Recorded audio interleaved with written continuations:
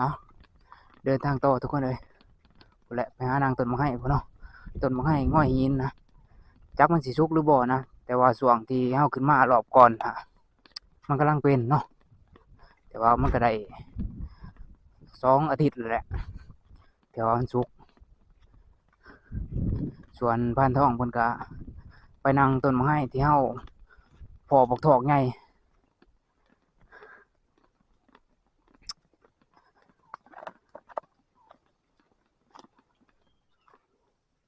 ตอนนี้เฮาก็มาฮอดกกมะไห้เลยทุกคนพอดีค่ำพอดีเนาะมะไห้นี่กำลังสุกทุกคนเลยแต่ว่าเฮามาฮอดค่ำมาเลยบ่ได้ถ่ายให้เบิ่งเนาะแถวลมนี่มันก็เข้าทุกคนเลยบักเวอเนาะเห็นห้อยมันพอดกินมากมะไห้นะนี่แถวนี้ก็คือเฮามาเถียงนานี่มาทองก็ไปกับอ้ายอีกผู้หนึงส่วนเฮาก็ไปกับอ้ายอีกผู้หนึงเพิ่นนั่งอยู่ข้างเบื้องนะเนาะคือเบาเป่าก็นั่งข้างนี้เราก็นั่งข้างเบื้องนะแต่ว่าหลักๆนี่ถ้าว่าเนื้อเข้ามาสิเข้าข้างนี้ทุกคนลงแต่หลังปูมันเนาะไปนั่งต้นไม้คืนนี่ก็บ่พออีหยังน่ะ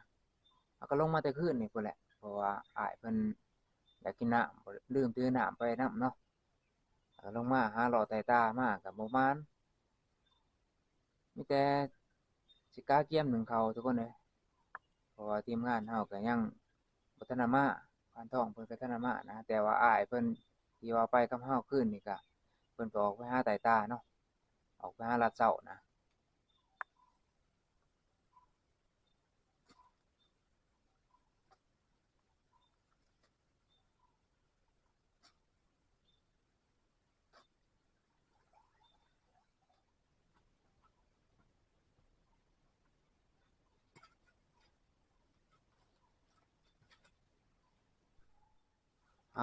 ตอนนี้ทีมงานเฮาก็มาฮอดเลยทุกคนเอ้ยเพิ่นก็มานเนาะนี่มานกระหอกทุกคนโอ้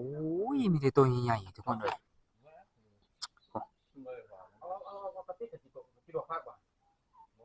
มีแต่ว่าสิถอนขนมันแล้วก็ต้มทุกคนเลยต้มเบิดโตเลยเนาะนี่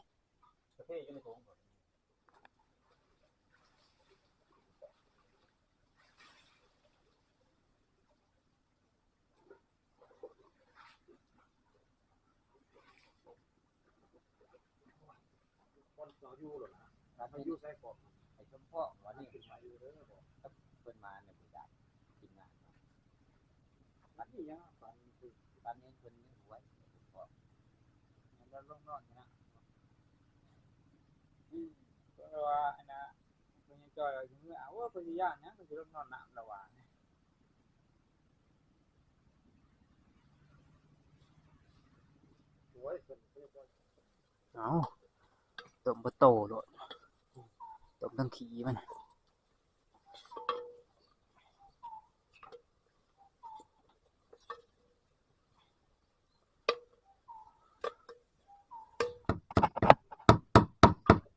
4 คน 4 ขาว่าติอีกเฮากินแจ่วอยู่เด้โอ้ย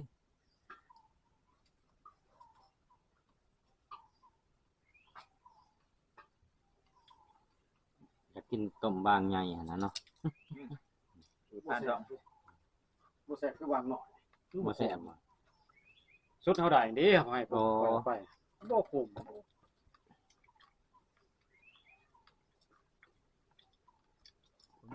ต้มเบิดคนเลย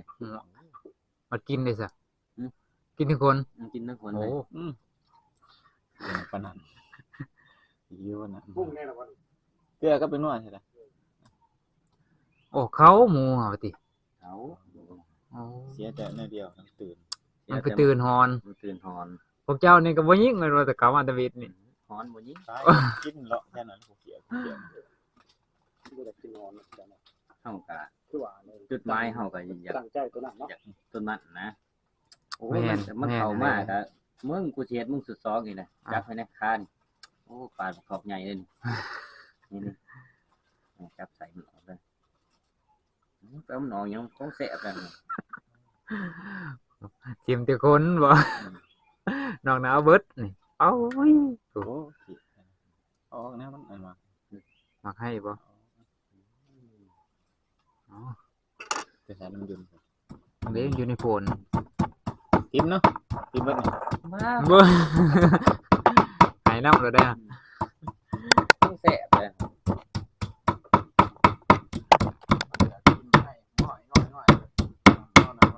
เจ้าใครอยู่ยังให้โอกาสมันกินบางๆอีก มีอะไรติดขอ นี่ บ่ได้เอาขาหมุ่งหันสักไปที่มาโจม มาทุกคนวันนี้กินข้าวนำกันเนาะ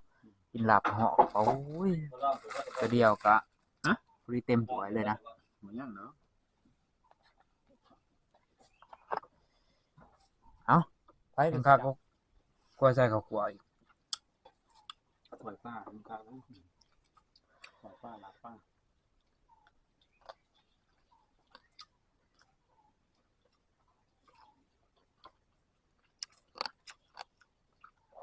นี่อ่ะ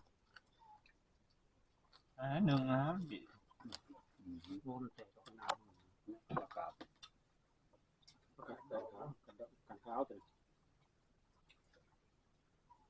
ต้นมันเป็นแบบ ที่มาประกาศกันเท้านะประกาศ มันเป็นแบบประกาศ เรื่องการ พื้นเนาะแต่ว่ากินว่า ทุกอย่างเป็นประกาศดอกเรื่องประกาศกัน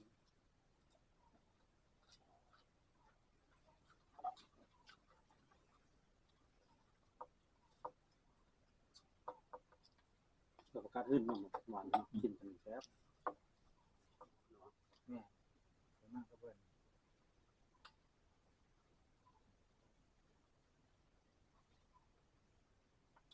จะหอมเดี๋ยวบางเนาะที่หอมคมบาง ยกเอาเลยแล้วทำดมแล้ว ยังพ่วง เอาลูก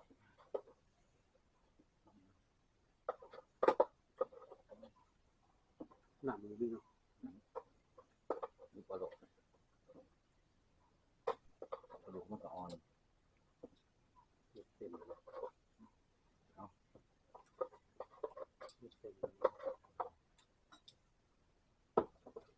ตัวแซ่บตัวนั้นเนาะสีคักเลยเนาะ น้ำสางที่เฮาขวดไว้เนาะเพราะว่าคือในบ้านเพิ่นขวดไว้ก่อนแหละเฮามาขวดใหม่อาหารมันตื่นแล้วก็มันแคบเนาะเวลาเฮาตักมันก็ขุ่นทุกคนเลยคือเบาเป่ามาขวดใหม่เนาะเขากว้างกว่าเก่าน้ำก็เริ่มใช้เลยพักบ่าวสัญญาเพิ่นปลูกไว้ในนี้เฮาก็ย้ายออกมานี้ทุกคนย้ายออกมาบอนแดดแน่เนาะโอ้เสียบกหงก็หลายขนาดทุกคนทีมงานเฮาเอาขึ้นมากินแล้วก็โห้ยในมันลงนี่เนาะโอ้แน่นเบิดมันใหญ่จังน้อยก็เอาออกไปกะไม่ไปปลูกบอนที่ว่ามันมีแดดแน่พักพันหมองปลูกไว้นี่ก็เริ่มบ้างเลยทุกคน2-3เที่ยวน้องมาลกกินตัวเพิ่นกะไว้นี่ก็ติดเลยได้ทุกคนเห็นไหมนี่เป็นกะไว้เพราะว่าประเภทพวกพักกะง่ายทุกคนเลยเป็นวงไว้มันก็ติดไว้เลยที่แต่ว่าแดดมันบ่อยากอันนั้นปานใดแต่ว่ามันถือแดดแห้งสิใหญ่ไว้เนาะเอาสิมีแต่ว่าสิเอาไปบงอีกก่อนทุกคนไปบงใส่บอลได้มันมีแดดแน่นะโอ้งามขนาดทุกคนขนาดว่าบุ้มีฝุ่นใส่เนาะ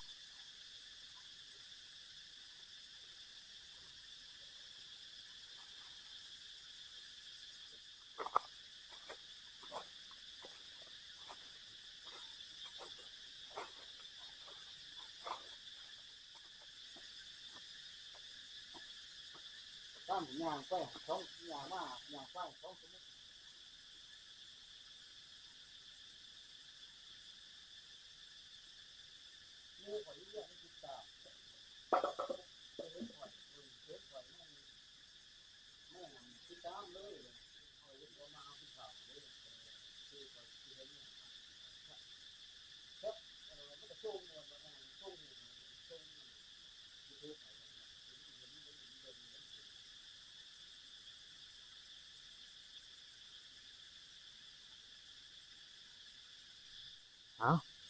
จากสิติดบ่ติดคงแต่ว่าคงฟ้านมองติดแล้วทุกคนเลย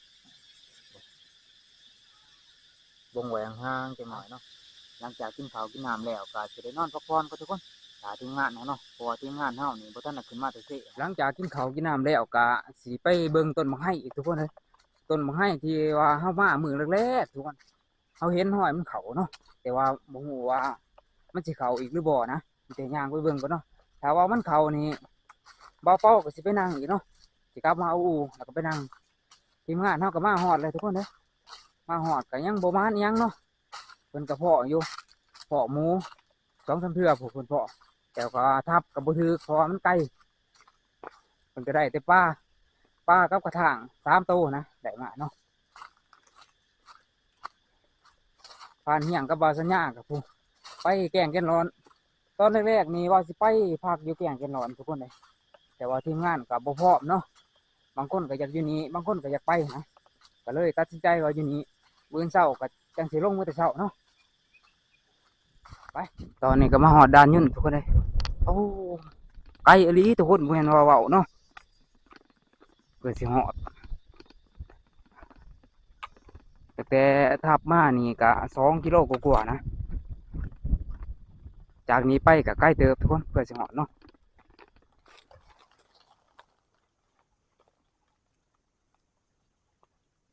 โอ้นกเขาลายอีหลีทุกคนเลยบินออกยัวๆเลยบางอย่างนี่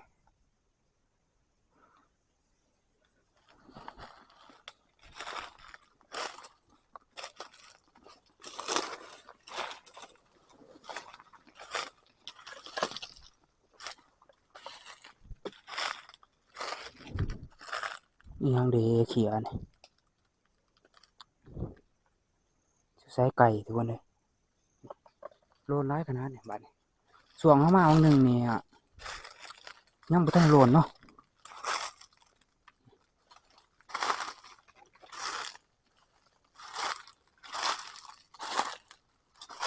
บ่เขาทุกคนเลยแต่ว่าบางให้เนี่ยสุกไปแล้วนี่เต็มมันโลนแถวบริเวณนี่เต็มติบเลยนี่นกนี่ก็เขาแต่ว่าเขาบ่ร้ายปานใดเนาะไปมีแต่ว่าสิย่างกลับเมื่อพู้นแหละทุกคนกลับเมื่อไปนั่งทั้งต้นบางให้ง้อหินที่เฮานั่งเมื่อคืนนี่นะถือว่ามันบามือเขาเนาะแต่ว่าห้อยมันเขาอยู่แถวน่ะร้ายทุกคนเบิ่งห้อยมันดูดกินเนาะย่างต่อทุกคนมื้อนี้ก็ถือว่าเป็นมื้อสุดท้ายท้ายสุดเลยเนาะที่ทีมงานคนหากินสิใช้ชีวิตอยู่ป่าเนาะมื้ออื่นก็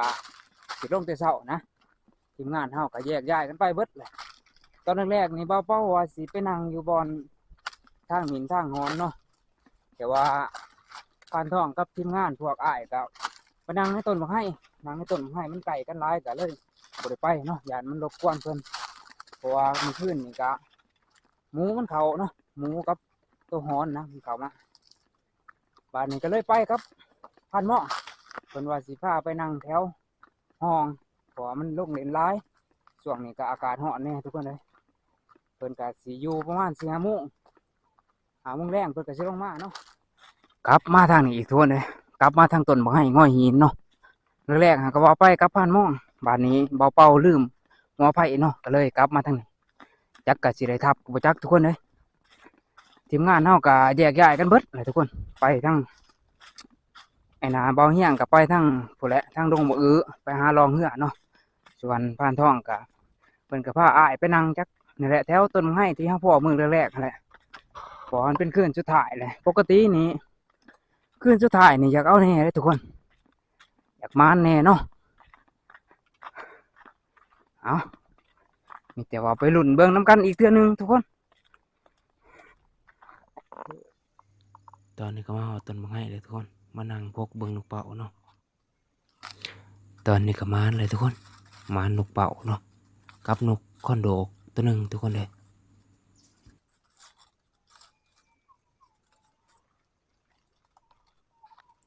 เรียบร้อยทุกคนมานแต้มที่3นะมานกระรอกแหนมเบิ่งอยู่เทิงคิดว่าตัวน้อยเนาะนี่ตกลงมาตกบังไห้ทุกคนเลย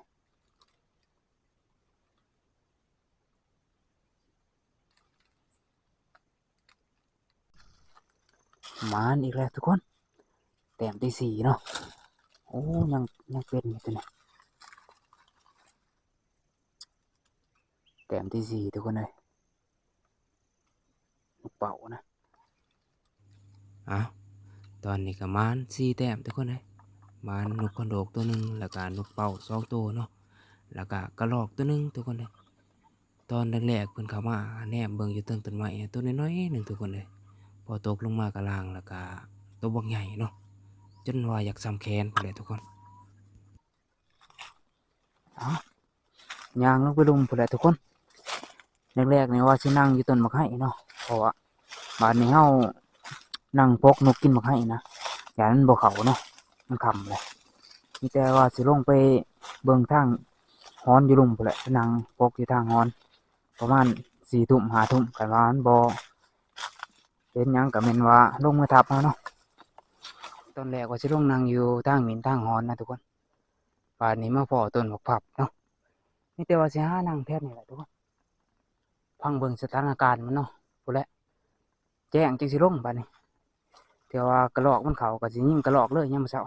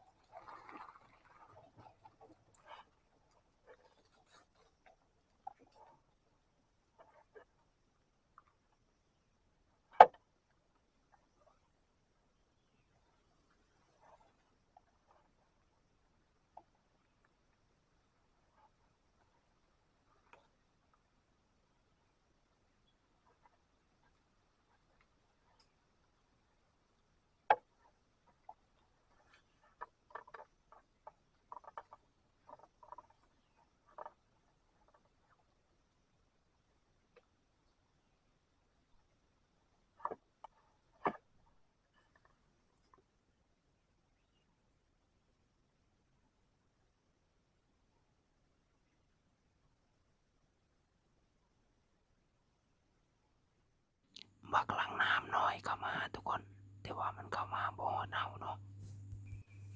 ตอนนี้บักหลังน้ำน้อยเข้ามาทุกคนมีอยู่ประมาณ3-4 ตัวนะแต่ว่าเฮาสิบ่ยิงเนาะเฮาสิท่าพังเบิ่งก่อนนะเพราะว่าโตมันก็บ่ใหญ่ปานใดเนาะบักเวอร์ก็เข้ามาทุกคนเลยแต่ว่ามันเตือนกับบังพวกอายก่อนเนาะเพราะว่าอายเพิ่นทับจากทับอีหยังทุกคน2 เทื่อเนาะตอนนี้ก็แจ้งเลยทุกคนเลยเอาก็ลงเลยเนาะจากต้นไม้มีแต่บักหลังน้ำเขาทุกคนเลยแต่ว่าเฮายิงน้ำบ่ทันเนาะเพราะว่าเฮานั่งไกลจากต้นไม้มันก็เข้าไปใส่ต้นบักผับพวกมีแต่สิย่างลงไปเบิ่งทีมงานพวกอ้ายนะเรานั่งอยู่ต้นบักไห้ที่เฮามานั่งมือแรกๆทุกคนเลยเรานั่งอยู่ต้นบักไห้ที่เฮามานั่งมือแรกมือที่ขึ้นมาเนาะเพราะว่าเฮาได้ยินเสียงเราทับ2 เทื่อจักเราทับอีหยังไปลองไปลุ้นเบิ่งนำกันเนาะเราทับช่วงตี3ทุกคนเลยแต่ว่าหลังจากเราทับบักเวอร์มันย่างขึ้นมาได้ยินแต่เสียงเนาะมันย่างขึ้นเทิงเลยมันไปมันไปเบิ่งก่อนทุกคนบัดนี้ทับอีหยังโอ้ก็คิดว่าทับบักเวอร์แล่นขึ้นไปหาข่อยพุ่นแม่นบักเวอร์แล่นขึ้นไปหาข่อยพุ่นย่างลงมาหาอ้ายเพิ่นอยู่ห้องคิดว่าเพิ่นกลับเลยทุกคนก็เพิ่นก็ยังอยู่เนาะเพิ่นยังพกนกกินเขาวกินหมากไหม้เนาะเพิ่นก็มานทุกคนคิดว่าเพิ่นทับบักเวอร์นะแต่บ่แม่นเนาะทับบักลังน้ำเนาะเพิ่นก็ได้2 ตัวเนาะเพิ่นยิง2 บาท3 บาทพุ่นแหละแต่ก็ได้2เบาเป้าก็พอแต่ว่าเบาเป้าบ่ได้ทับทุกคนเลยแล้วก็หนึ่งมาก็นั่งสูงแล้วมันเข้ามาแนมเบิ่งส่ำแขนนี่ส่ำแขนเลยคิดว่าโอ้ยมันตัวน้อยหลายเลยบ่ทับอีกอย่างก็เท้าย่านว่าหมูมันเข้ามานะเพราะว่ามันกินแถวน่ะโอ้เดือดแตกที่ทุกคนเลยก็เลยบ่ได้ทับเนาะอีกอย่างมันก็ตัวน้อยแนมเบิ่งถ้าว่าเฮาทับแล้วเฮาลงมาเบิ่งอยู่ล่างนี่ก็สิบ่น้อยดอกทุกคนมีแต่ระดับเดียวกับอ้ายเพิ่นทับนี่แหละนี่เนาะ2 ตัวทุกคนเลยโอ้คนมัน ก็มาฮอดนี่ทีมงานเฮาอะหลักๆก็บ่ได้ทับอิหยังทุกคนเอ้ยมีแต่อ้ายเพิ่นเนาะส่วนหลายนะหนึ่งมาเพิ่นก็ถือกระบังลมแหน่ทีมงานเฮาถือแต่กระบังแก๊ปเพิ่นเข้ามานี่เสียงนี่สิคล้ายๆคือกันกับไอ้นี่ทุกคนเอ้ยอยากคล้ายๆคือกันกับหมิ่นเนาะนี่อยากคล้ายๆกับตัวหมิ่นเพิ่นก็มีคือกันมักกะลิงเพิ่นแต่ว่ามันเป็นมักกะลิงน้อยนี่มันสิได้ยินดอกบอนเบาๆนั่งนี่ก็เข้าหลายแต่ว่าคือเว้าหั่นแหละครับเนาะก็เสียดายอยู่เนาะทุกคนเพราะว่าอ้ายเพิ่นก็มานำกัน3-4 คนก็บ่ได้หยังให้เพิ่นนะก็บ่ได้หยังให้เพิ่นเนาะเอ้ามีแต่ว่าพู้นแหละกลับทัพพู้นแหละทุกคนกลับเมื่อสำเร็จบักลังน้ำเนาะเพราะว่าพวกเฮาก็สิได้เดินทางในมื้อนี้ไปลุ้นเบิ่งนำทีมงานอีกเนาะจักเพิ่นสิมาอิหยังแต่ว่าได้ยินเสียงกระบังอยู่หลายบาทแต่ว่าบ่ฮู้สิเป็นทีมงานเฮาหรือบ่เนาะไปเอ้าตอนนี้ก็มาฮอดเที่ยงเลยทุกคนทีมงานเฮาก็บ่ทันได้มาเนาะมีแต่ผ่านหม้องกับปานกุ้งเพิ่นมาเลยนะเพิ่นก็บ่มาอิหยังทุกคนส่วนปานทองก็มาแล้วแต่คืนนี่แต่ว่าเพิ่นก็ไปลัดเช้าอีกเนาะครับอ้ายอีกผู้หนึงนะปานเฮียงก็บ่ทันได้มาทุกคนเอ้ยเพราะว่าเพิ่นไปไกลแน่เนาะกับบ่าวสัญญาเอ้ามีแต่เฮาก็สิมาอันนี้ถอนขนหมักลังน้ำนี่แหละทุกคนเนาะปานกุ้งเพิ่นก็ถอนให้ตัวหนึงบ่าวเป่าก็สิถอนตัวหนึงนะก็บ่ได้ถามข่อยพอขึ้นสูงมันไกล เจ้าบุโดดคุบหลังเอา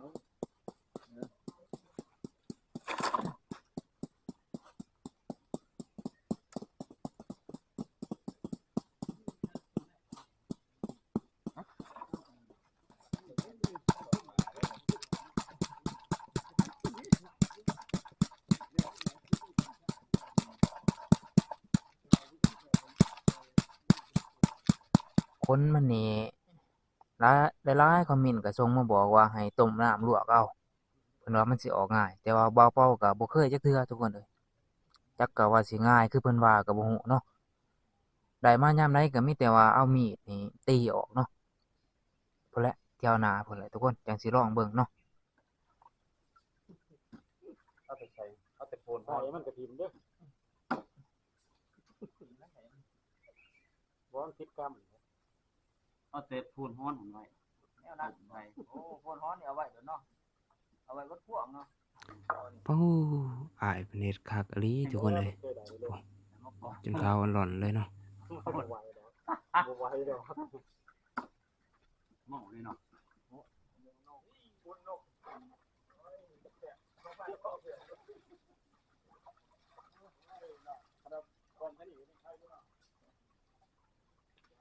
โอ้บ่สัญญาได้มาของยาบ่นี่ แม่น ป๊าตัวใหญ่ดีทุกคน